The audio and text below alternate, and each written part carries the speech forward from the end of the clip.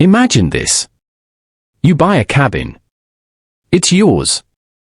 You paid for it. You own it completely. But then one day, your HOA president shows up at your door demanding your keys. Not asking. Demanding. She says she needs access. She says it's her right as HOA president. You tell her no. You're polite about it. You explain that it's your private property. But she doesn't listen. A few days later, the police show up.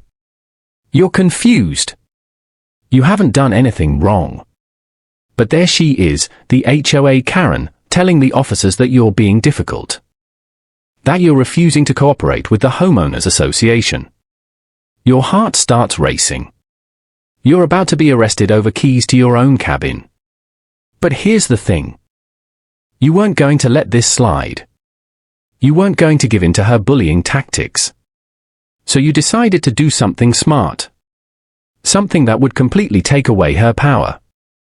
Something she couldn't argue with, couldn't override, and couldn't fight in court. You installed a lock. One specific lock that changed everything. And from that moment on, she never bothered you again. She couldn't. The lock made it impossible for her to have any leverage over you. So what was this lock? How did it work? And more importantly, how can you use this same strategy if an HOA president is trying to bully you? Stick around because I'm about to tell you exactly how. Let me start by explaining what an HOA actually is, because if you don't understand this, nothing else will make sense. An HOA is a homeowners association. Basically, when you buy a property in certain neighborhoods or communities, you automatically become a member of this organization. And when you join, you agree to follow their rules. These rules are called covenants, conditions, and restrictions. Or CCRs for short.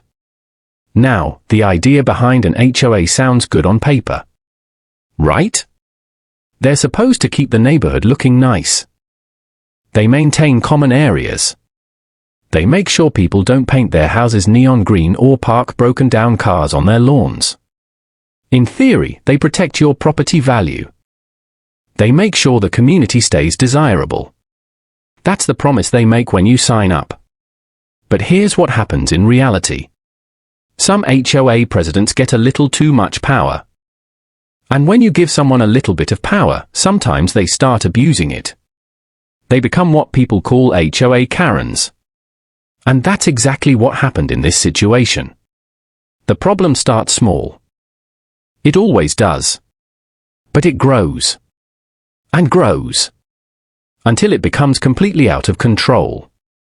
The HOA president in this story decided that she needed access to every cabin in the community. Not just the common areas. Not just the shared spaces. But individual cabins. Private property that people owned outright. She claimed it was for inspections. She said she needed to make sure everything was up to code. She said it was in the bylaws. She probably even believed she was right.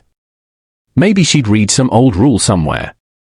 Maybe someone had told her she had this authority. But that didn't make it true. Here's the thing about HOA power. It exists in a gray area. Most homeowners don't actually know what an HOA can and cannot do. And HOA presidents count on that. They count on homeowners being confused. They count on people not knowing their rights. So they push the boundaries. They test the limits. They see what they can get away with.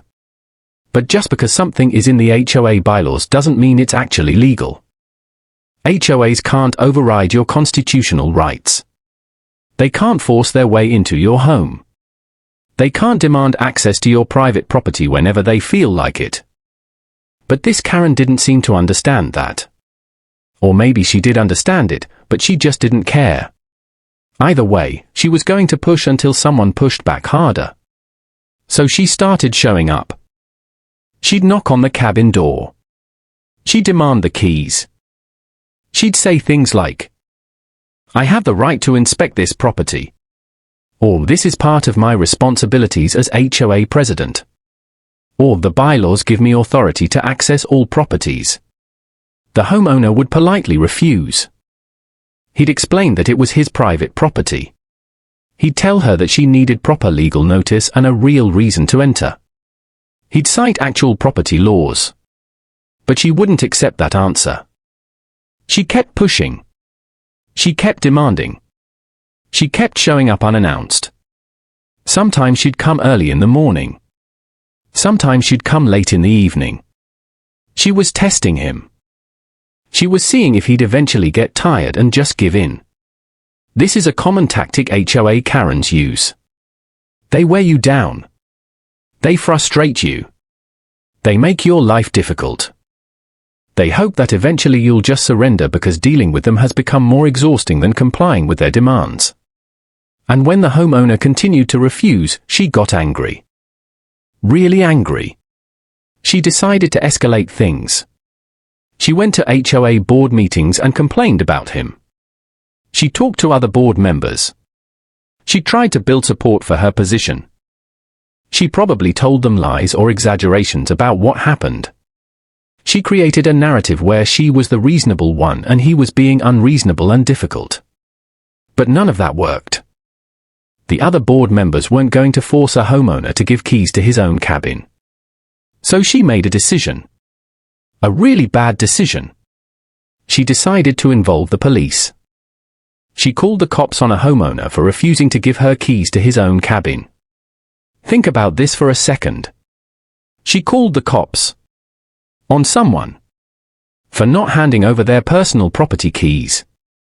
Can you imagine being that homeowner? You're just sitting in your home, minding your own business, and suddenly there's a police car in your driveway. An officer knocks on your door. Your heart starts pounding. You haven't done anything illegal. You haven't hurt anyone. You haven't broken any laws. But there's a police officer at your door. And standing behind him is your HOA president, pointing at you. This is intimidation. This is bullying. This is using the power of law enforcement to pressure you into doing what she wants. The officer arrives with absolutely no context. He doesn't know the full situation. He doesn't know that this is a civil matter between a homeowner and an HOA. He just knows that a complaint has been filed. He just knows that someone called and said there was a problem. The HOA president is telling him that the homeowner is being uncooperative. That is refusing to follow HOA rules. That is being difficult and unreasonable. That is creating conflict in the community. And in that moment, you're standing there, and you have to explain yourself to a police officer. You have to defend why you won't give your own keys to someone. You have to prove that your cabin is actually your private property. You have to convince this officer that the HOA president doesn't have the legal right to demand access whenever she wants. It's your property. You own it. But suddenly you're in the position of having to prove that to law enforcement. This is where it gets really frustrating. Because most police officers don't understand HOA law. They're not experts in property rights. They're not familiar with the specific bylaws of your community. They're not trained in homeowners association regulations. So they often just try to keep the peace. They might tell both parties to work it out. Or they might side with the HOA because they assume the HOA must have some authority. After all, it sounds official. It has rules. It has a president. It must be legitimate, right? And here's the thing that makes HOA Karen so dangerous. They know that most people don't want to deal with police. Most people don't want confrontation. Most people will just back down when authority shows up. They'll think, this is too much trouble. This is too stressful. I'll just give her the keys. And that's exactly what she's counting on. She's betting that you value peace and quiet more than your property rights. She's betting that you'll give in rather than deal with the hassle. But this homeowner wasn't going to do that. He'd already spent weeks dealing with her nonsense. He'd already tried being polite. He'd already tried explaining the law to her. He'd already tried being reasonable. And she still didn't respect his property rights. She still thought she could push him around. She still thought she could use authority and intimidation to get what she wanted. So he knew something had to change. He knew he needed a solution that would take her power away completely. He realized that the real issue was the keys. She wanted the keys.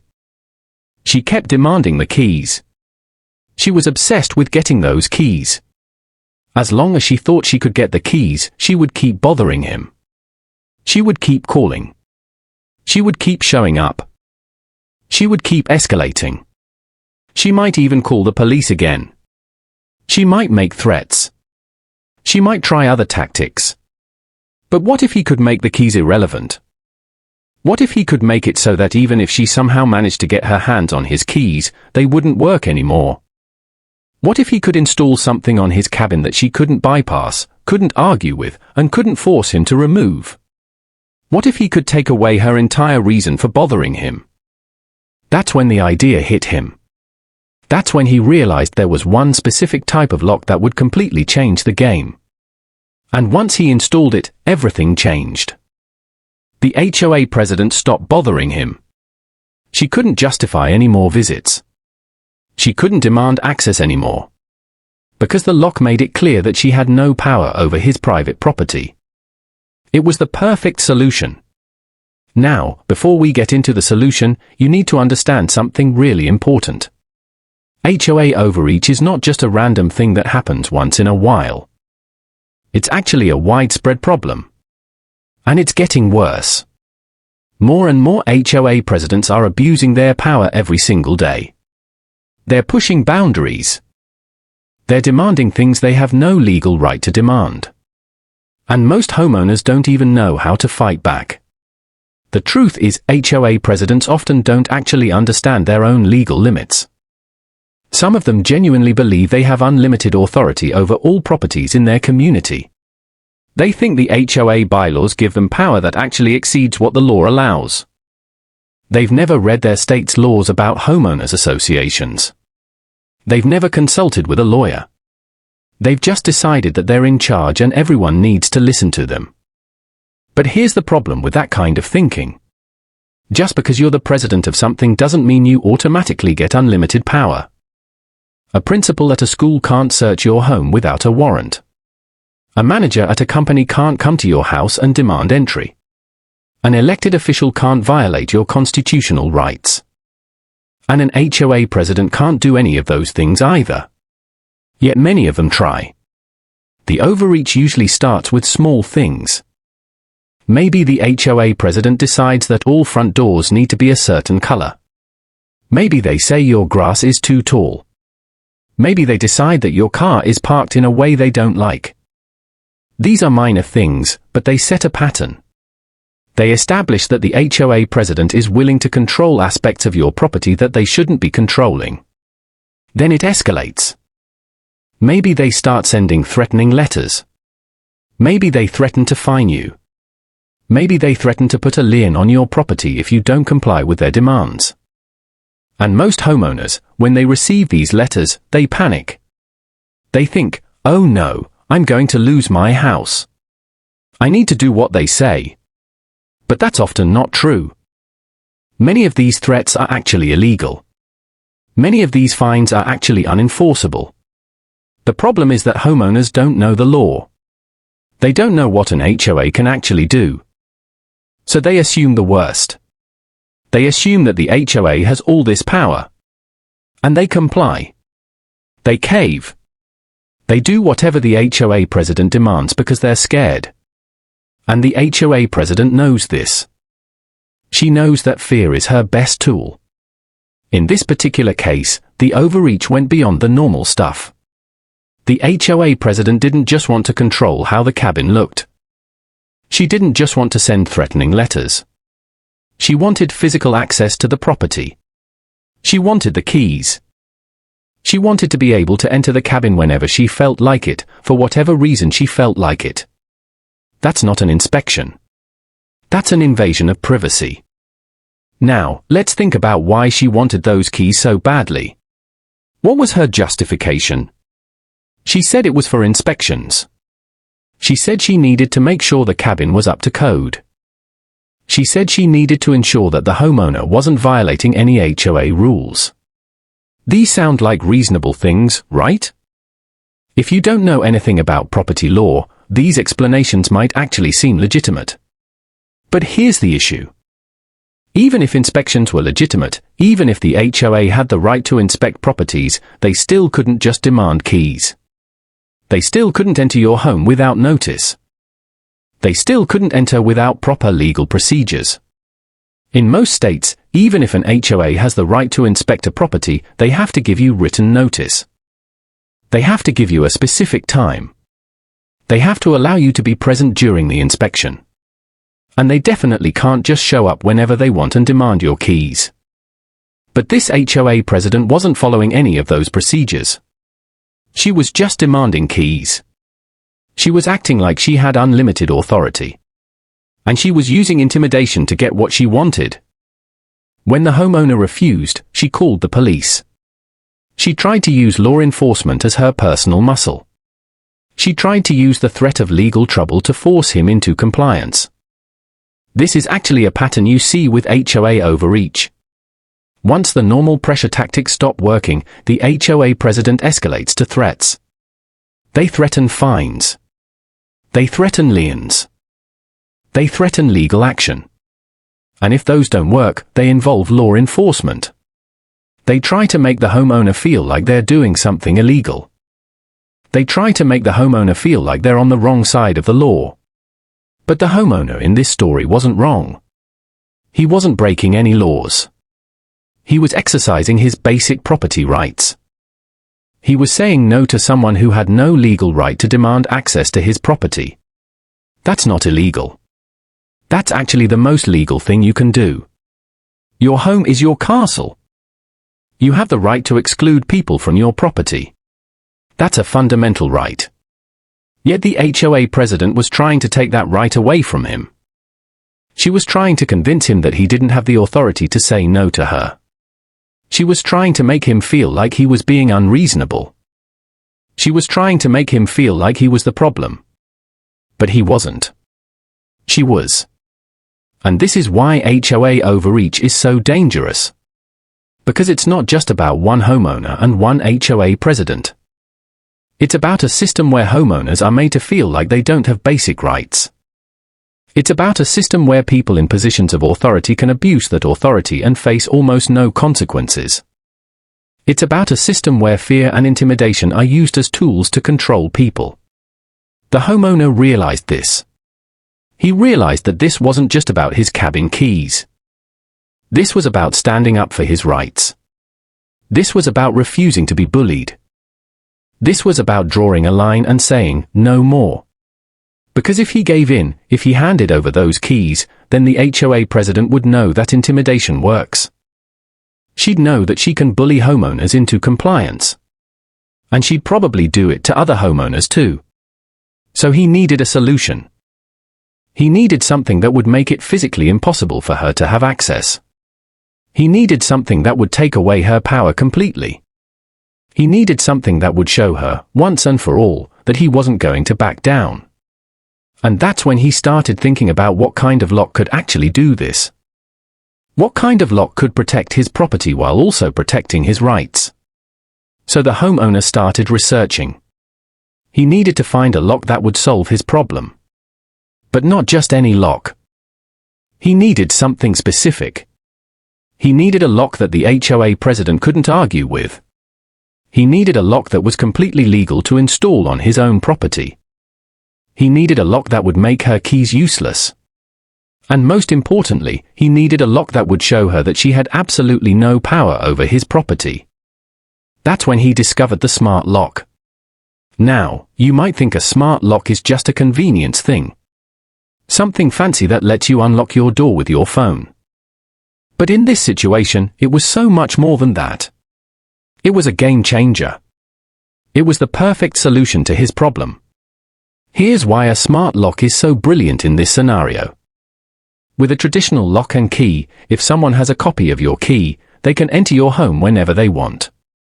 The HOA president could argue that she needed a key. She could demand a key, She could even threaten legal action to get a key. But with a smart lock, keys become irrelevant. There are no physical keys to demand. There are no keys to copy. There are no keys to steal. Instead, a smart lock works with codes. You can set up multiple access codes. You can give different codes to different people. You can delete codes whenever you want. You can see a log of every single time someone enters your property. And most importantly, you control everything. The HOA president can't do anything without your permission. So the homeowner installed a keypad smart lock on his cabin door.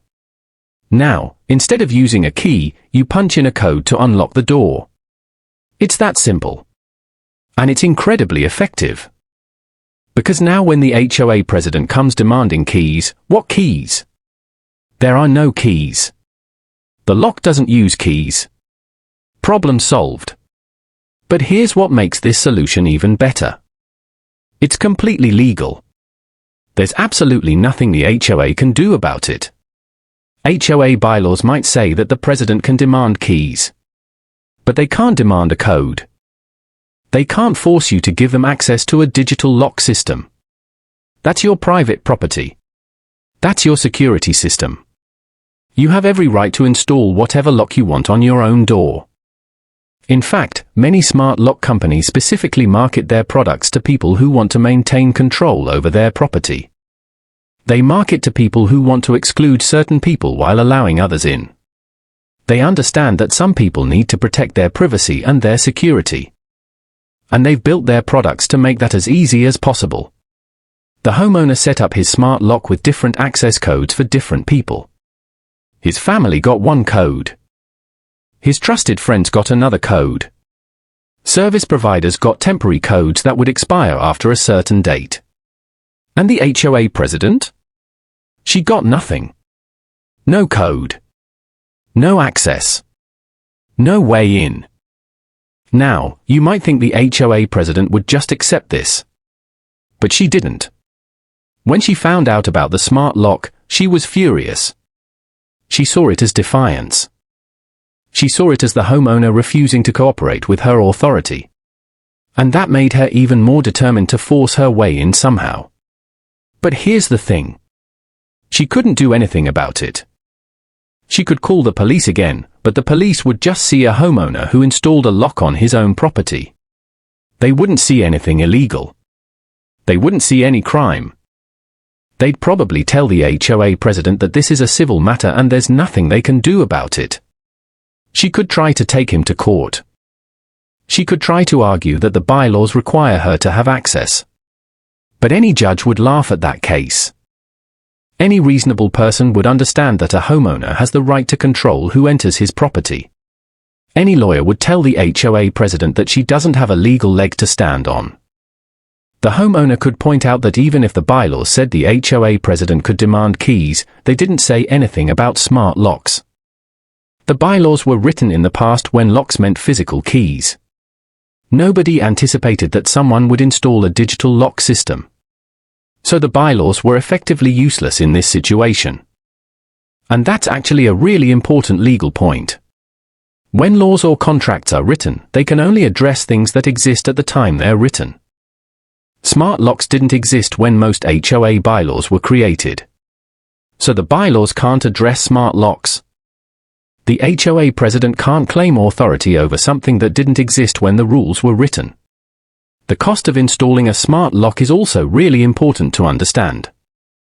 We're not talking about thousands of dollars here. We're talking about a few $100s. Maybe $300 to $500 for a quality keypad smart lock. That's completely reasonable. That's something almost any homeowner can afford to do. And once it's installed, the maintenance is minimal. You just need to replace the batteries occasionally. The lock itself will last for years. It's a one-time investment that protects your property indefinitely. Compare that to the cost of hiring a lawyer to fight the HOA. That could cost thousands of dollars. Tens of thousands of dollars if it goes to court. A smart lock is actually a bargain solution. But more than the cost, what matters is what the lock represents. It represents taking back control. It represents refusing to be bullied. It represents understanding your rights and exercising them. It represents saying, "This is my property and I get to decide who enters it." The homeowner didn't just install a lock. He made a statement. He said, "I know my rights. I know you can't force your way into my home. And I'm not going to be intimidated anymore." That's powerful. That's the kind of thing that makes people like the HOA president back down. Because they only have power if you let them have power. Once you take back your authority, once you make it clear that you won't be pushed around, they lose their leverage. And that's exactly what happened in this case. Once the smart lock was installed, the HOA president stopped coming around. She stopped demanding keys. She stopped making threats. She realized that she had no power over this homeowner anymore. He had taken back control of his property. He had protected his rights.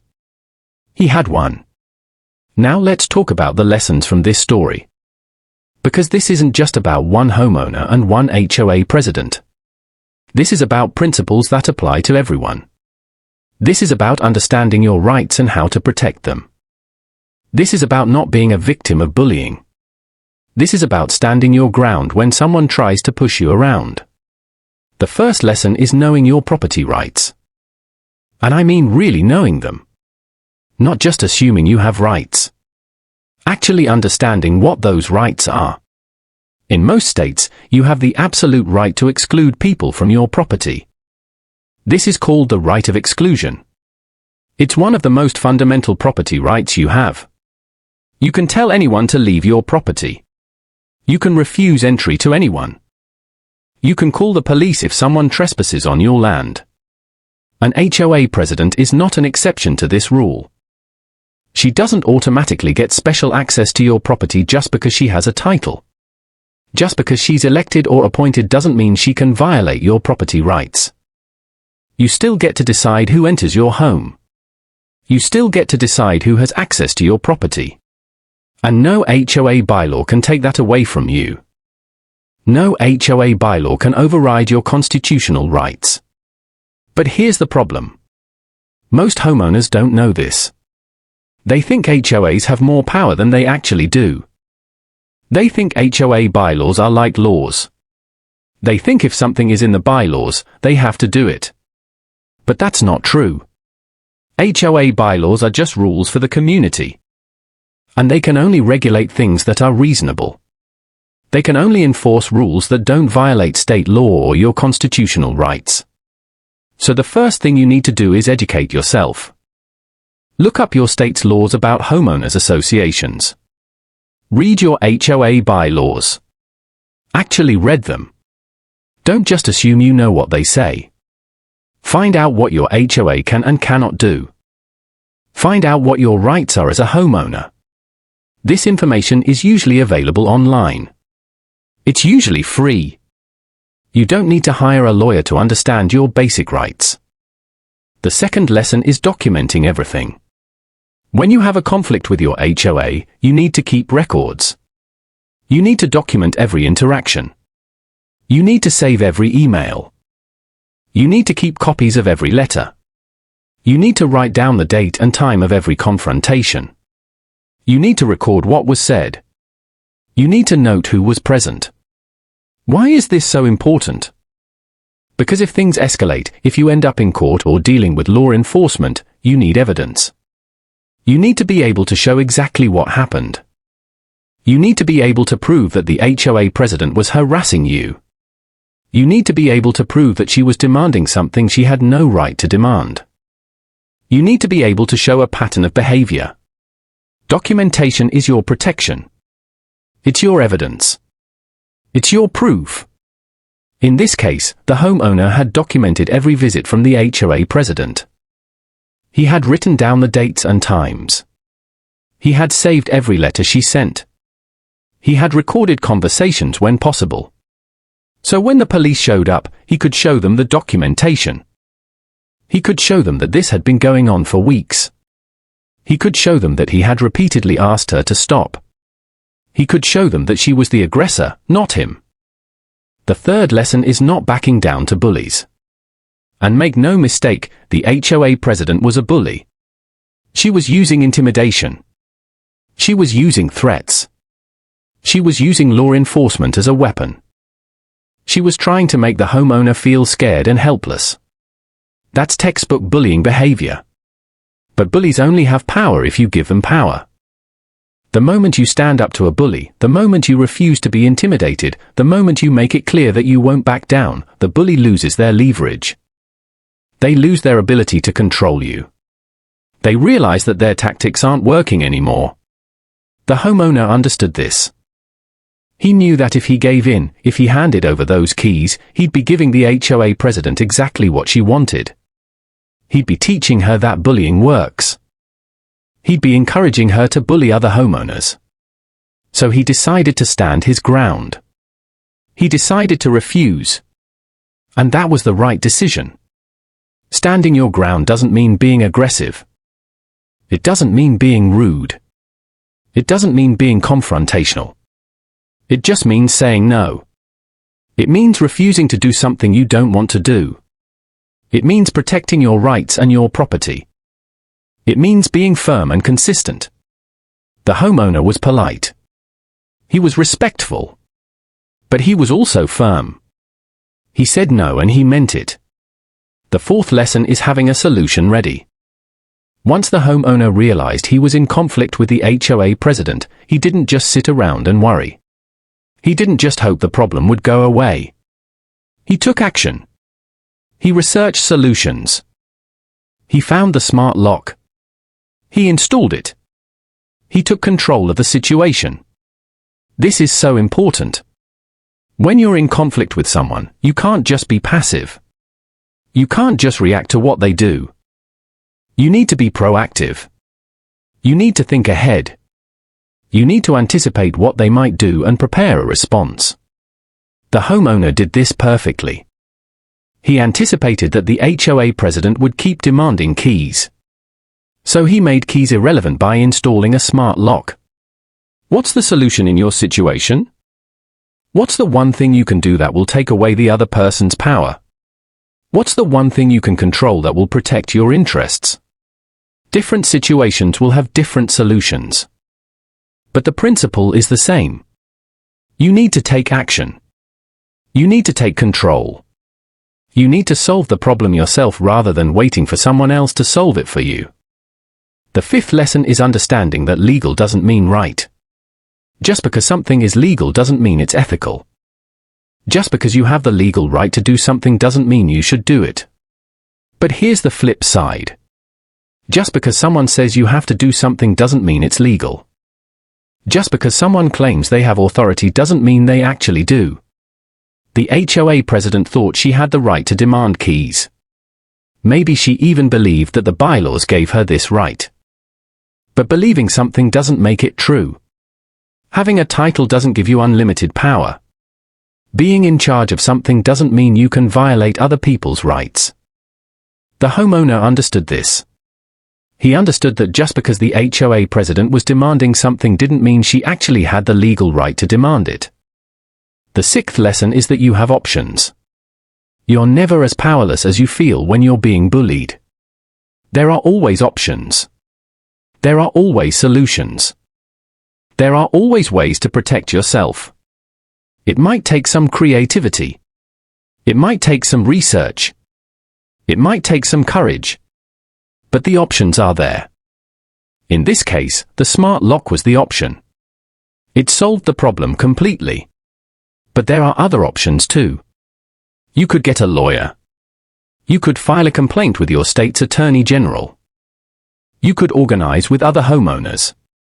You could take the HOA to court.